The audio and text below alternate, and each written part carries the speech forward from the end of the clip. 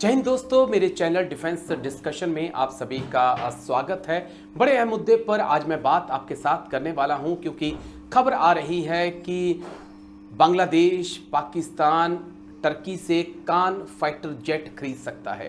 कान Turkey का दावा है कि 5th जनरेशन का फाइटर जेट है। वहीं एक तरफ भारत एएमसीए का निर्माण कर रहा है, तो दूसरी तरफ खबर आ रही है कि बांग्लादेश के भी एयरफोर्स चीफ ने टर्की का दौरा किया और वहां पर उन्होंने कान को देखा। और बांग्लादेश की आर्मी एयरफोर्स बहुत इच्छुक है कान खरीदने की। और टर्की क्योंकि TB2 ड्रोन पाकिस्तान को दे चुका है, लेकिन अब खबर सामने आ रही है कि कान 5th जनरेशन का जो फाइटर जेट है वो भी पाकिस्तान की एयरफोर्स टर्की से लेना चाहती है। अब भारत का एएमसीए भी तैयार हो रहा है। अमूनन ऐसा माना जा रहा है कि 2035 तक भारतीय वायुसेना में एएमसीए आ जाएगा। लेकिन बड़ा सवाल यही है कि क्या तब तक दुश्मन इंतजार करेगा। लेकिन एएमसीए वर्सेस कान में कौन सा फाइटर जेट जो है वो बेस्ट होने वाला है, इसको मैं आपको ग्राफिक्स के जरिए एक बार समझा दूं। उसके बाद हम जाने माने डिफेंस एक्सपर्ट, एयरफोर्स के भूतपूर्व pilot, group captain UK Devnath sir के पास भी चलेंगे। उनसे समझेंगे चीज़ों को कि बांग्लादेश को कान की क्या ज़रूरत पड़गी और क्या वाकई में कंगाल पाकिस्तान के पास इतना पैसा है कि वो कान को खरीद सके, उसकी मेंटेनेंस कर सके। लेकिन पहले एएमसीए में और कान में फ़र्क देख लीजिए, आप फिर अंदाज़ा लगाइए बेस्ट कौन सा होगा। जो तुर्की का कान है उसको 2 फाइटर पायलट मिलकर उड़ाएंगे। अधिकतम टेक ऑफ वजन की बात करें 27,125 किलो होगा। वहीं उसकी जो स्पीड है 2,222 किलोमीटर पर आवर की स्पीड से वो उड़ेगा। अधिकतम ऊंचाई 55,000 फीट की ऊंचाई तक वो जा सकता है। हवा से हवा में मार करने वाली 6 मिसाइलें उसमें लगेंगी और हवा से ज़मीन पर मार करने वाली 6 मिसाइलें उसके अंदर होंगी। ये टर्की के कान फाइटर जेट की एक खासियत है। वहीं भारत के एएमसीए की भी बात हम साथ साथ कर लें। एएमसीए की अधिकतम गति जो है 2,633 किलोमीटर पर आवर होगी, जहां टर्की के कान की जो स्पीड है वो 2,222 किलोमीटर पर आवर है। में भारत के एएमसीए की स्पीड 2,633 किलोमीटर होगी। एएमसीए विमान की जो रेंज है वो 3,240 किलोमीटर होगी। वहीं कान की जो अधिकतम,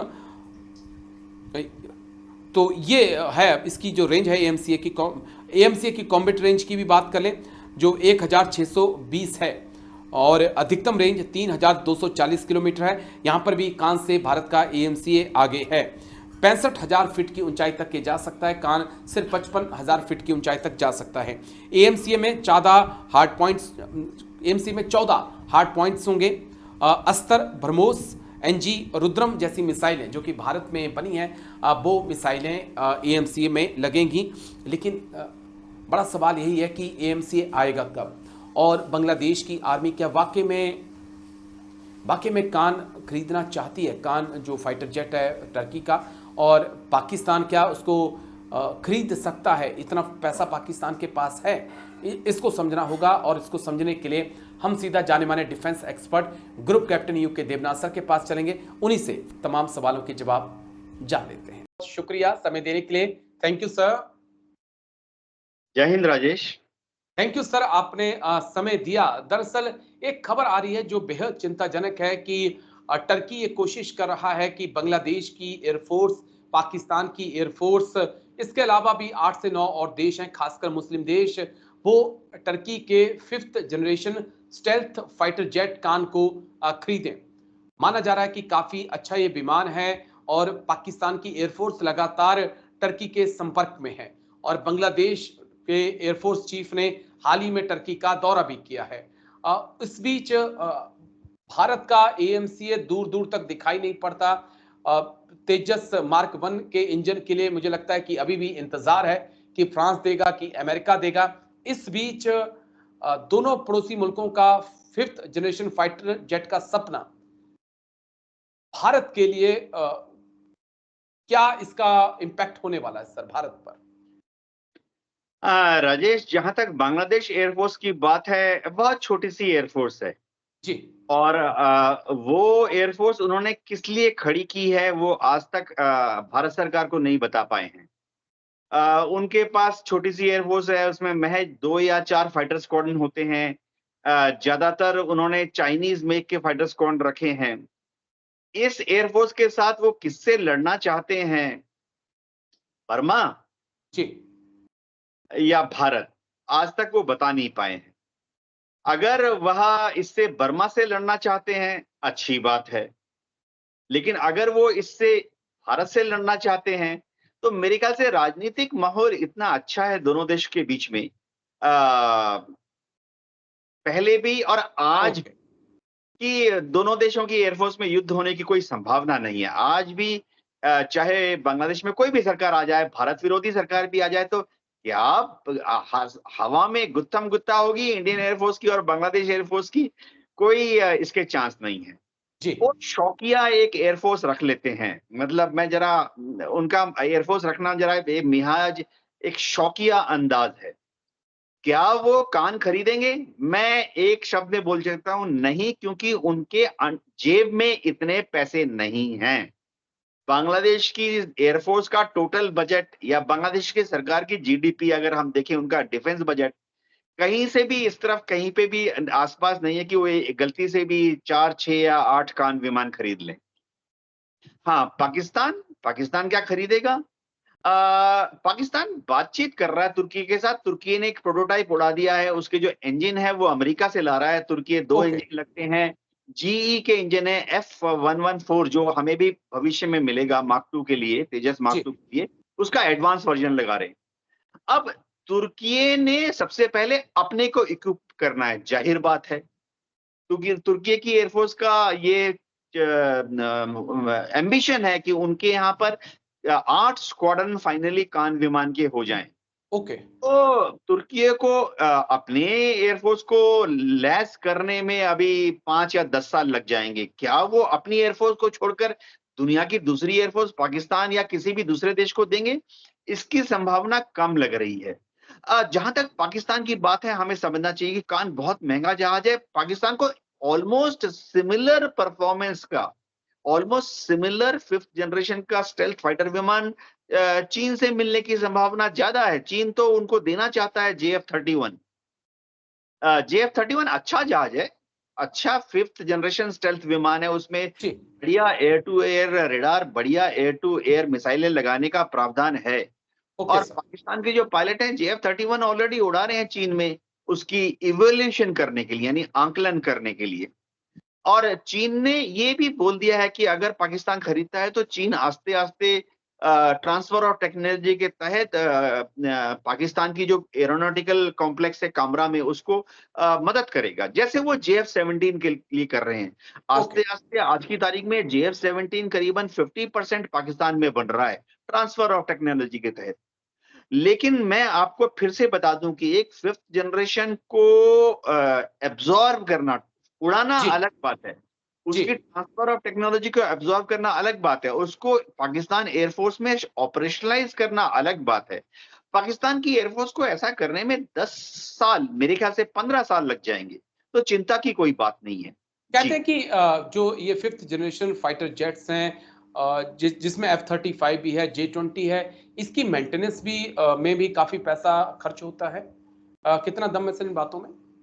बहुत ज़्यादा, बहुत ज़्यादा। मैं आपको बता दूँ कि अमेरिका की जो एयर फ़ोर्स है, वो भी नेटो में अपने F-22 डिप्लॉय कर चुकी है, F-35 डिप्लॉय कर चुकी है। बहुत परेशान है उसके मेंटेनेंस को लेकर। जो आंकड़े हैं, वो ये बताते हैं कि किसी भी समय उनका मात्र 50% फ्लीट, यानी जी। अगर उनके पास 100 जहाज हैं, उसमें से मात्र 50 F-35 या F-22 जो हैं, वो उड़ाने के लायक होते हैं। बाकियों में बहुत प्रॉब्लम है, उनकी एयरफ्रेम बहुत कॉम्प्लिकेटेड है। ऊपर जो कोटिंग है, उन्होंने जो जी, जी। रेडार एब्जॉर्बेंट पेंट लगाया है, बहुत ही डेलिकेट होती है। थोड़ा बारिश हुआ, तूफान हुआ, गया। इसी तरह से F-35 के ऊपर जो रेडार एब्जॉर्बेंट टाइल लगी है, वो हवा में उड़ते वक्त खुल जाती हैं। जी। थोड़ा-सा कहीं पे बिजली गिरी, लाइटनिंग हुई तो वो क्रैक हो जाती हैं। सबसे बड़ी बात और तो और F-35 जो तूफान के दौरान, अभी जो तूफान हुआ ओके। अमेरिका में, जी, जी। के दौरान जब वो बाहर खड़े थे, तो तूफान का जो डस्ट है, उससे ही उनकी टाइलें और सुपर कोटिंग खराब हो गई। तो ओके। बहुत कॉम्प्लेक्स सिस्टम है। पाकिस्तान के बस की नहीं है। जी। ठीक है, लेकिन 2-3 पॉइंट मैं समझना चाहूँगा। पहला पॉइंट ये कि टर्की को आप कैसे देखते हैं? जिस प्रकार से टर्की ने MQ-9 माफ़ करिए, टर्की ने बायर-कतार TB2 ड्रोन बनाया, उसकी मुस्लिम देशों को खासकर उसने सप्लाई की, पाकिस्तान को भी उसने दिया, मालदीव को भी उसने दिया। अब वो कह रहा है कि जितने वो 8 से 9 देश उसने रखे हैं, जिनको वो कान बेचना चाहता है, वो तमाम मुस्लिम देश है। तो क्या एक अलग रास्ते पर तुर्की इस दुनिया को ले जाना चाहता है, जो कभी हुआ करता था ईसाई वर्सेस मुस्लिम, मुस्लिम वर्सेस हिंदू, मुस्लिम वर्सेस यहूदी, क्या उस राह पर दुनिया को ले जाना चाहता है एर्दोगन? राजेश, शुरुआती दिनों से ही तुर्की और भारत के संबंध अच्छे थे, मित्रतापूर्ण थे। अभी तुर्की जो है वो नेटो का मेंबर है। अर्दोगान थोड़ा-सा धार्मिक भावना रखते हैं, थोड़ा-सा। लेकिन फिर ओके, भी मैं आपको बता दूं कि अर्दोगान की दिली तमन्ना है कि अगले 5 साल या 10 साल में यो यूरोपियन यूनियन के मेंबर बन जाएं। जी, उसको बनने के लिए उनको कुछ मापदंड जो है उनको क्लियर करना पड़ेगा, ताकि यूरोपियन यूनियन उनको अपना हिस्सा बनाने के लिए राजी हो जाए। तो एक मापदंड ऐसा भी है कि तुर्की जो है धार्मिक देश नहीं होगा, कट्टरपंथी, एक मोर और लेस सेक्युलर देश होगा। हाँ, जी, वो हथियार बना रहा है, बढ़िया हथियार बना रहा है। इसका रीजन है कि तुर्की की जो टेक्नोलॉजी है वो यूरोप से आदान-प्रदान करते रहते हैं, फ्रांस, इंग्लैंड। ओके। जैसे आपने TB2 नेटो का का सदस्य है तो यानी कि उसका फायदा वो उठा रहा है। कह सकते हाँ, हैं कि नेटो का सदस्य है तो उसका फायदा उसको मिल रहा है। एक पॉइंट और मेरे को समझाइएगा, उसके बाद मैं एएमसीए पर भी आऊँगा। क्योंकि बांग्लादेश में जो फिलहाल हालात हैं, कई लोगों ने पाकिस्तान से परमाणु बम लेने की बात उठाई है, और जो कट्टरपंथी ताकतों को बांग्लादेश के अंदर देखा है। आप कह रहे थे कि बांग्लादेश उसका क्या करेगा? आईएसआई की वहाँ पर मौजूदगी बढ़ रही है, कट्टरपंथी ताकतें वहाँ पर अब हावी होती जा रही हैं। तो क्या हम ये मान नहीं सकते कि आने वाले वक़्त में दूसरा पाकिस्तान तैयार हो रहा है बांग्लादेश के रूप में? राजेश, बांग्लादेश जो है उसके पास 2 ही ऑप्शन हैं। जी, या तो वो भारत का बहुत पक्का मित्र बने, जैसे कि ओके, पहले था, पिछले जी, 15 साल से। उसके पास सेकंड ऑप्शन जो है वो भारत का मित्र रहे, जो कि अब ऑप्शन उसके पास है। बांग्लादेश कभी भी भारत के विरोध में नहीं जा सकता, क्योंकि 4000 किलोमीटर का बॉर्डर है, बहुत ज्यादा व्यापार होता है। चाहे वो बंगाल बॉर्डर हो, पश्चिम बंगाल, चाहे जी, असम का व्यापार हो, बॉर्डर हो, चाहे उस तरफ मेघालय और अगरतला बॉर्डर हो, बहुत ज्यादा व्यापार, इतनी ज्यादा व्यापार होती है लोकल लेवल पर तिजारत। बांग्लादेश हमको एक्सपोर्ट करता है विलेज लेवल पर, छोटी-छोटी चीजें हजारों, और भारत से भी बांग्लादेश को हजारों चीजें एक्सपोर्ट होती हैं।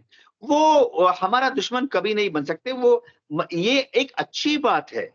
हाँ, बांग्लादेश में अभी इलेक्शन होने हैं, उसके जी, बाद जी। देखना पड़ेगा कि ये छोटे-छोटे छुटभैया राजनीति करते हैं। देखिए, ये समझना पड़ेगा भी कि किसी भी देश में छुटभैया जो नेता होते हैं, उनको वोट देने के लिए कुछ बड़े भैया के अगेंस्ट स्टेटमेंट देना पड़ता है। हम ठीक नेपाल के है, साथ देख चुके हैं, ऐसा हो चुका है नेपाल के साथ।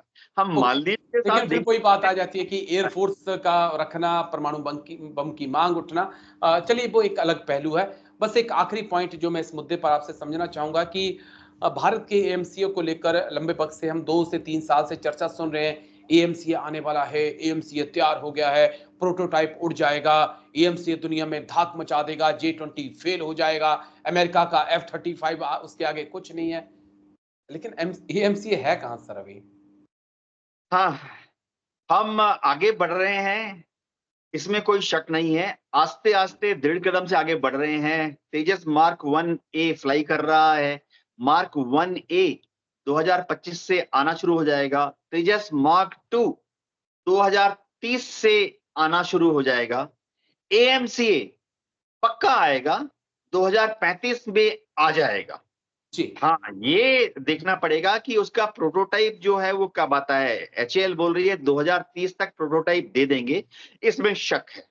मैं आशावादी हूं, लेकिन यथार्थवादी हूं, और मुझे लगता है कि जब तक एएमसी का पहला प्रोटोटाइप इंडियन एयरफोर्स को फ्लाई करने के लिए दिया जाएगा। प्रोटोटाइप में क्या होता है राजेश? बस एयरफ्रेम होता है, इंजन होता है, वो टेक ऑफ करता है, लैंड करता है। ओके। उसमें कोई हथियार नहीं लगते। ना जी, वो जी। हवा से हवा का हथियार फायर कर सकता है, ना हवा से ज़मीन का हथियार फायर कर सकता है। प्रोटोटाइप एचएएल बोल रहा है 2030 तक दे देगा, लेकिन मैं उम्मीद करता हूँ कि वो पहला प्रोटोटाइप हमें 2032 2033 तक दे देंगे। ओके। तो अगर ऐसा है तो उसके बाद जो इनिशियल ऑपरेशनल क्लीयरेंस होता है उसमें 3-4 साल लग जाते हैं। जी, यानी 2036 2037 तक 35 तक का। पहला एएमसीए इनिशियल ऑपरेशनल क्लीयरेंस के बाद एयरफोर्स में आ जाएगा। उसका जी, मतलब है कि बेसिक हथियार वो फायर कर सकता है। लेकिन एएमसीए को फुल्ली ऑपरेशनलाइज़ होने में यानी फाइनल ऑपरेशनल क्लीयरेंस होने में अभी भी हमें 2038 2000 2040 का इंतज़ार करना होगा, इंतज़ार 40 का करना इंतज़ार करना पड़ेगा। होगा, लेकिन बड़ा सवाल यही आ जाता है जो आखिरी बार मेरी और आपकी चर्चा हुई थी कि अ, दुश्मन क्या 2040 का इंतज़ार करेगा कि भारत के पास एएमसी आ जाए, तेजस मार्क 1 आ जाए, उसके बाद हम टू फ्रंट वॉर दोनों तरफ से अटैक करेंगे। आई होप जो मेरा ज्ञान है कि ऐसा नहीं होगा। दुश्मन देखता है कि कब मेरा दुश्मन कमज़ोर हो, उसका ही वो फ़ायदा उठाना चाहता है। लेकिन उम्मीद है जल्द से जल्द एएमसीए तेजस मार्क 1 आएगा और जैसा कि एयरफोर्स चीफ ने भी कहा, हमें कुछ और स्क्वाड्रन्स की ज़रूरत है, जो कि राफेल जैसे हों ताकि भारत की वायुसेना टू फ्रंट वॉर के लिए ताकतवर रूप में मजबूत रहे और लड़ने के लिए तैयार रहे। चलिए एक